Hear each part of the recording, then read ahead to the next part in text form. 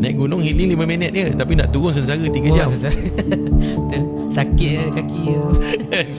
Al-Quran ni dia ada nur kalamullah, nur kalamul hadis. Jadi anak kita susah untuk dididik, susah untuk diajar, susah untuk bangun subuh.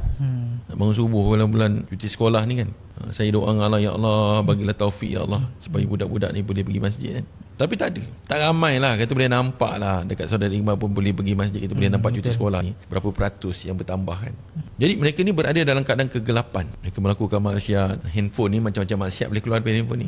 Kegelapan ni dia tidak akan hilang dengan maki hamun, dengan pukul, kita belasah dia, kita tembak dia. Kegelapan tidak akan hilang. Kegelapan akan hilang bila kita buka lampu. So tidak ada cahaya nur yang lebih terang daripada nur kalamullah dan nur kalamul hadis. Ini dua cahaya yang sangat terang. So bila kita kumpulkan mereka ni, kita tadi yatluna kitaballah wa yatadarasunahu bainahum. Pertama Allah Taala datangkan satu perkara yang manusia cari selama ni tapi tak jumpa. Kata illa nazalat alaihimus sakinah. Tidaklah rumah tangga mereka, kehidupan mereka Allah datangkan dengan ketenangan. Tenang ni nak bayar berapa? Naik gunung healing, orang healing kan. Inilah healing dia.